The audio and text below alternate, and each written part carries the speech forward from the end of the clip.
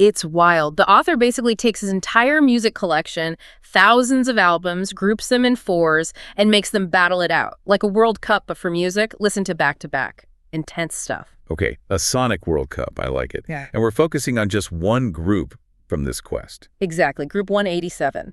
And the sources covering this group are fascinating because the lineup was just incredibly varied. Right, let's lift them. We had Katy Perry's massive teenage dream. Then Il Divo, the operatic pop guys, with Ancora. Noel Gallagher's first solo album, Noel Gallagher's High Flying Birds. And rounding it out, Pink's The Truth About Love. Wow. So you've got huge pop, classical crossover, rock royalty, and powerful pop rock. A real mix. Judging that sounds tough. Yeah, a critical headache, you could say. Okay, well, let's cut to the chase. The sources did judge them. We should probably reveal the final ranking right now so we know what we're digging into. Good idea. So the winners, the ones advancing, were Pink and Katy Perry. Pink first, Katy second. That's right. Which means Noel Gallagher, Mr. Oasis and Il Divo, the global phenomenon, they were out, ranked 3rd and 4th respectively. Wow. Okay, so our job now is to unpack why. What made the critics in this source choose contemporary pop over that kind of rock legacy and classical crossover fame?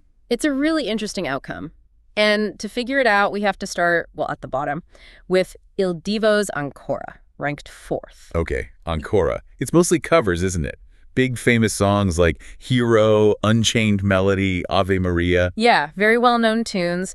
The source does note that doing them in Italian or Spanish isn't maybe as much of a barrier because everyone knows the melodies already. But the critics weren't impressed. Well, here's the core question the source grappled with. Is taking these hits and giving them the classical opera treatment, is that a clever way to bring that style to the masses? Or is it just lazy? And the verdict was? Overwhelmingly leaning towards lazy, at least from the album quest perspective. Ouch. But these guys can sing, right? The talent is there. Oh, absolutely. The vocal talent isn't really disputed, but the source immediately tags the album as very schmaltzy. Schmaltzy. Okay, for anyone listening, what does that mean in this context? It basically means overly sentimental, kind of gushy, maybe dramatic, but in a way that feels a bit cheap, lacking genuine depth. So not artistically sincere. That's the implication, yeah. The source kind of admits, okay, it works fine as background music for, like, a dinner party. Right. But the main complaint, it's just too much. It's hard to swallow all that opera in one go. It just keeps coming. Relentless opera. Pretty much. But the really damning part, the specific evidence the source points to, is about the actual performances. Ah, you mean the duet with Celine Dion. I Believe in You. Exactly that one. So you've got these 4 acclaimed male vocalists, but the source says, flat out, that Celine Dion outclasses all 4 of them on their own track. Wow, that is harsh. Especially for a group built entirely on vocal power. It's a huge knock, and beyond that specific track, the overall feeling, the killer blow critically, was what the source called a pungent whiff of manufactured music. Manufactured, meaning not authentic. Yeah, lacking that original artistic spark. In a quest for the best album, that's basically a death sentence. The critique found the singers almost interchangeable, the concept a bit repetitive, and just relying on covers. It wasn't enough to get past albums with more original ideas. Okay, so the fame and the familiar songs actually worked against them in this critical lens because it highlighted a lack of originality. That seems to be the case. Which brings us nicely to number 3. Noel Gallagher's High Flying Birds, his debut solo album. A totally different beast musically, but again, dealing with massive pre-existing fame. And the source is upfront, saying expectations weren't actually amazingly high for this one. Really? Why low expectations for the main Oasis songwriter? Well, it ties back to the later Oasis albums. The source specifically mentions Dig Out Your Soul, calling it fairly terrible. Ah, right. So there was a worry he might have peaked. Exactly. A real concern he might be creatively, spent. But then there's this huge tension because, this is the man who wrote Live Forever. He wrote Wonderwall. Classics. Absolute classics. And the source says those credentials alone demand a certain amount of patience and loyalty. People wanted this album to be good. Critics went in hoping. Which makes finishing 3rd, behind 2 pop acts, even more striking. So what did it actually sound like? Was it just Oasis Part 2? No, not really, and that's probably a point in its favor. It's actually much gentler than pretty much any Oasis record. It shows a definite evolution. Oh, so. The source points to things like splashes of brass and instrumentation that feels a bit more complex, leaning maybe slightly towards Baroque. Okay, Baroque in rock terms. Yeah. What are we hearing there? Lots of layers, orchestral bits. Yeah, think more complex arrangements, moving beyond simple guitar-based drums, maybe strings, brass, that kind of thing. It adds a different texture. But interestingly, the source also says, if you listen carefully, you can still catch a faint Manchester sound lurking underneath. Manchester. So, late 80s, early 90s Manchester scene. Indie rock meets dance. That's the one. So you get this kind of hybrid sound. It's more sophisticated, maybe, layered pop rock, but still got a connection to his roots. It sounds like he took some chances. It does. So why didn't it rank higher? The source mentioned some real highlights, right? Oh, definitely. It's called a solid effort. Tracks like If I Had a Gun, with that big sing-along chorus, and AKA What a Life with its circular riff, those are singled out as genuinely strong. Songs that hold up. But the critical issue seemed to be consistency across the whole album. While those highlights really shine, some of the other tracks, while decent, didn't quite maintain that same level or distinctiveness. It felt a bit uneven, maybe. It was good, maybe even great in parts, but didn't have that strong, unified identity across the board. That seems to be the core critique. And that lack of maybe a totally cohesive identity is what allowed it to get, as the source puts it, pipped for second place. Pipped by the album that did have that overwhelming consistency, Katy Perry's Teenage Dream, which ranked second and moved on. Exactly. And the source heaps praise on this one, calls it pop heaven, says it's expertly crafted from top to toe. That sounds like high praise indeed. What makes it so expertly crafted? It really comes down to the production, the engineering, the songwriting, all just absolutely first class, according to the source. You can't talk about it without mentioning the massive talent involved, particularly the pop-producing sensation Max Martin. Oh, Max Martin. His name comes up a lot in huge pop hits. For sure. The source says he clearly sprinkled his magic all over this album. But what's really interesting is how the critique analyzes this balance Perry achieves. A balance between what? Between the album's, quote, incessant cheekiness of the lyrics and the fact that Perry is also laying down serious songwriting credentials at the same time. Right. Cheeky lyrics, but serious songs. How does that work? Critics often dismiss cheeky as kind of lightweight.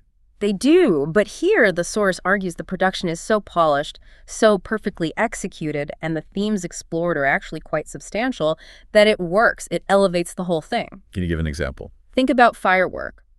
Sonically, it's pure explosive pop, but lyrically, it's all about self-worth, potential, finding your inner strength. That's not trivial stuff. So the expert crafting gives the potentially disposable pop real weight.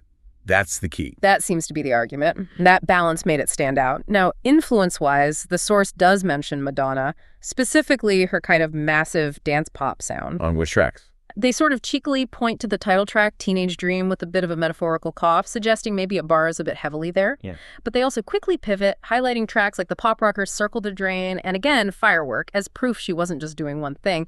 There was variety within the pop framework. And we absolutely have to mention the historical context here. This album was huge. Monumental.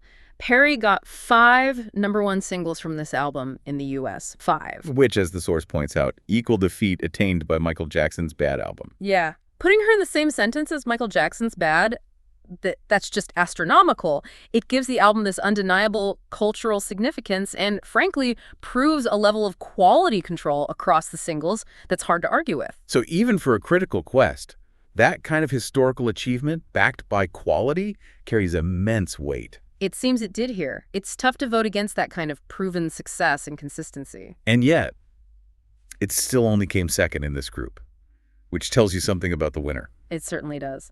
Which brings us to our Group 187 champion, Pink's The Truth About Love, #1. And the source calls this one a return to form for Pink, right? Exactly. Her previous album, Funhouse, had been a bit slower, maybe more focused on ballads, showing off her voice. This album was a deliberate shift back. Back to what specifically? Back to the up-tempo pop rock sound that really defined her earlier big albums, like Try This or I'm Not Dead. It was her reclaiming that feisty, energetic style. And I assume the production matched that energy shift. It did. The source described the production as dirtier than Funhouse, so less polished, maybe a bit rougher around the edges, but also less clinical than I'm Not Dead. So finding a sweet spot. Raw, but still well-produced. Kind of, yeah. A punchy, energetic sound that felt really distinctive to this album and to her, and that distinctiveness combined with a clear theme was key. Ah, theme. What was the unifying theme here? It's all conceptualized around relationships. The whole album explores love, heartbreak, fighting, making up the messy reality of it all, and it does it with this consistently feisty and somewhat anthemic chorus-heavy style. So it had a strong point of view and stuck to it. Absolutely, start to finish. And that consistency, combined with just a really strong set of songs, sealed the deal. Which songs stood out to the source? Well, they mentioned a collection of contemporary and strong tracks.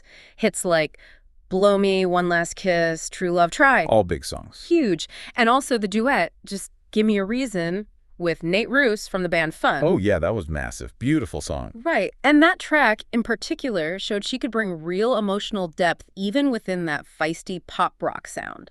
So the whole package, the clear theme, the distinct production, the consistent quality of the songs, it just felt complete, flawless in the context of this group. Okay, so let's pull this all together for you listening. The final ranking. Pink takes the crown. Katy Perry comes in second. They both advance. And what this group really shows us when you look at the source's reasoning is how much critical appraisal here valued a clear, distinct artistic identity. Yeah, Pink and Katy Perry both delivered albums with a really strong, cohesive vision, sonically and thematically. Every song felt like it belonged.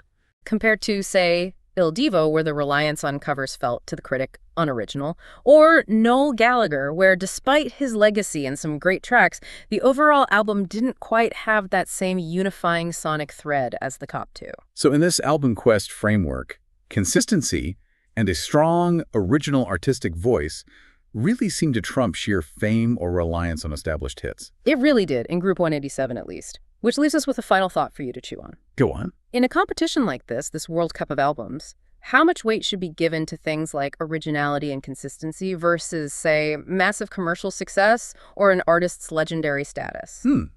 Is it always about the art first? Or do those other factors sometimes act as a tiebreaker, maybe? It's a tough question. Based on this group, it seems the critical voice prioritized that unique artistic vision above all else. Something to think about.